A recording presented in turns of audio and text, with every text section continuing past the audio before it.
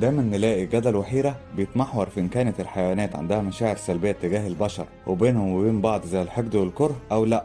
وبشكل عام بيأكد العلماء إن الحيوانات كتير منهم زي البشر وبيمتلكوا مشاعر وأحاسيس زي البشر بالظبط، حتى لو ما عندهمش القدرة يبلغونا بده. وبناء عليه فالحيوانات وارد يبقى عندها مشاعر، وارد تكون المشاعر دي ضغينة وحقد اتجاه شخص معين واتجاه بعضهم البعض، وده تلاحظ وتسجل الكتير منهم زي الأسود والنمور والأفيال والجمال حتى الغربان. السلام عليكم ورحمة الله وبركاته، معاكم مصطفى عبيد، والنهارده هنستعرض مع بعض أغرب قصص انتقام الحيوانات من البشر. متنساش لايك وسبسكرايب عشان يوصلك كل جديد.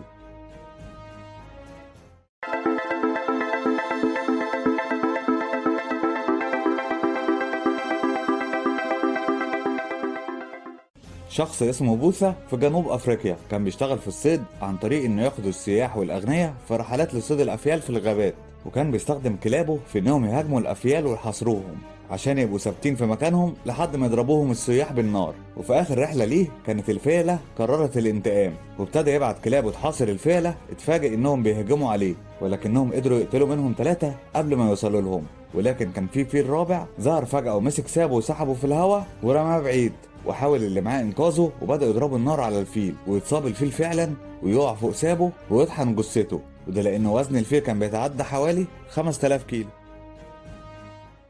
سنة 2015 في مدينة شينغ في الصين، شخص راجع بيته لقى كلب نايم مكان ما بيركن عربيته، وبدل ما يبعده بالكلاكس او بالصوت العالي، لا ده نازل من عربيته وبكل قوته ضرب الكلب برجله، فيجري الكلب وهو بيصرخ ومذعور، ويرجع تاني ومعاه اصحابه من الكلاب ويبداوا في تخريب عربيه الراجل بالخدوش وعض الحروف وتكسير الازاز. وكان الواضح انتقام الكلاب لصاحبهم بعد اللي عملوا فيه صاحب العربيه. فهو كان صياد تماسيح، وكان شغله بيعتمد على انه بياخد السياح في رحلات لاصطياد التماسيح. وفي رحله من رحلاته بعد سكوت عن الفوج ونزل الميه لوحده، ولكن المره دي ما رجعش تاني. وبعد كام يوم من محاولات البحث عنه اكتشفوا ان في 3 تماسيح كبيره بيراقبوا فريق البحث، فيصطادوهم وياخدوهم لحد المدينه ويلاقوا جثه سكوت في بطن واحد منهم، وتم التاكد ان هي جثته بعد تحاليل الحمض النووي. وفي النهايه محدش يعرف اللي حصل بالظبط، لكن الواضح من مراقبه التماسيح انها كانت فاهمه اللي بيحصل، متاكدين ان سكوت هو السبب في تعرض حياتهم للخطر. في حديقة حيوان مفتوحة بكينيا كان في أنثى فهد اتسببت في نقص أعداد الحيوانات والماشية، وللخوف إنها تهاجم البشر قرروا ينقلوها في مكان تاني مخصص للحيوانات المفترسة. وبالفعل جابوا عربية متزودة بقفص حديدي، وبدأ الحراس ينقلوها جوه القفص، إلا إنها كانت عنيدة، فيقوم واحد من الحراس بضربها بالعصا، لكنها تبدأ تعض العصا ورفضت تتحرك من مكانها. وفي النهاية نجحوا في نقلها، ولكن لما وصلوا وفتحوا القفص عشان تخرج من مكانها وتدخل القفص المخصص ليها، غيرت اتجاهها وراحت ناحيه العربيه اللي كان راكب فيها الحارس اللي ضربها بالعصا، وهجمت عليه ونجحت انها تمسكه من وشه بمخالبها، وكانت عاوزه تفترسه من رقبته، الا انه نجح انه يزقها بعيد عن العربيه وينقذ نفسه. ويتضح ان الحارس اتصاب ب 21 غرزه، ويقول وقتها انه اتعلم درس مش هيقدر ينساه. كان في صياد شرعي اسمه فلاديمير، وفي خلال رحلته للصيد قابل نمر سيبيري، والمعروف عن النمر السيبيري انه اضخم انواع النمور، وده لان وزنه بيتعدى ال 300 كيلو جرام. وكان النمر وقتها مشغول في التهام فريسته، فقرر فلاديمير اصطياده ويستخبى في مكان قريب، لكن النمر يحس بوجوده من خلال انه شم ريحته.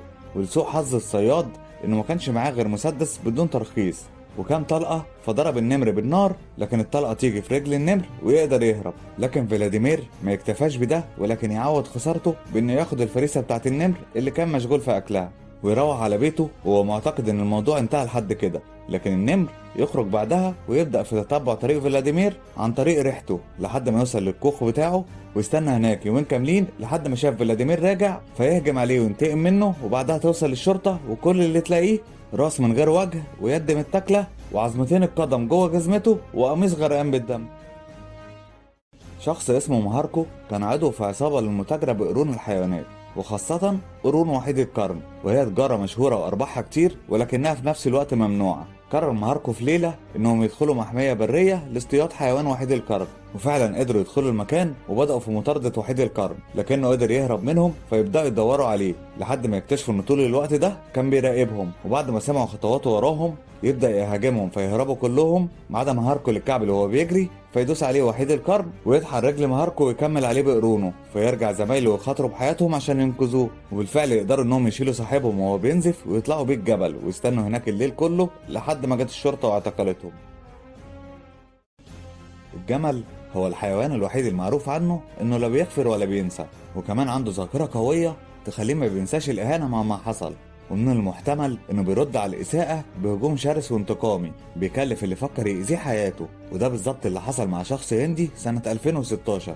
الراجل ده كان عنده جملين، ذبح جمل منهم عشان يأكل ضيوفه وانشغل في الوليمة والضيوف لدرجة انه نسي جمله التاني في الشمس من غير اكل ولا شرب. وكمان كان شاهد على ذبح الجمل الاول وشاف كل اللي حصل له. وفي اخر الليل خرج الراجل للجمل، واول ما حاول يفك الحبل اللي مربوط بيه الجمل مسكوا الجمل من رقبته ورفعه لفوق ورماه على الارض، وبعدها مسكوا من رقبته باسنانه لحد ما نجح انه يفصل رقبته عن جسمه، اكنه بالظبط بينتقم للجمل اللي اتذبح وبيحافظ على حياته. ويحاول بعدها 25 شخص من سكان القرية السيطرة على الجمل وينجحوا انهم يهدوه بعد 6 ساعات.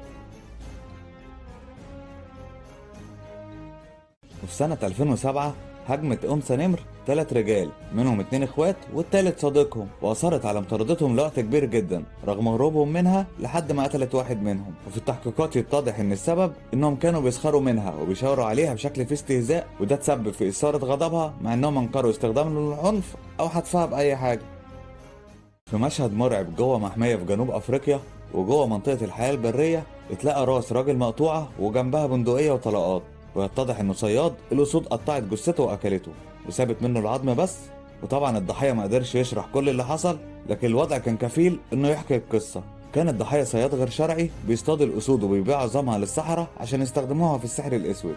وقبل موته بفترة اتلاقى جثث 3 أسود مقطوع منهم الراس والإيدين، وبيتقال ان الاسود كانت في انتظاره عشان تنتقم منه الاسود اللي قتلها ويتمكنوا منه فعلا وتتحقق العداله الالهيه، وتبقى الاسود وصلت رسالتها ان استغلالهم خط احمر. وبكده نكون عرضنا ليكم بعض قصص انتقام الحيوانات من البشر. ولو عجبتك الحلقه دوس لايك، ولو اول مره تشوفنا فشرفنا انضمامك لينا، ولو حابين نتكلم في موضوع معين اكتبوه في الكومنتات. والسلام عليكم.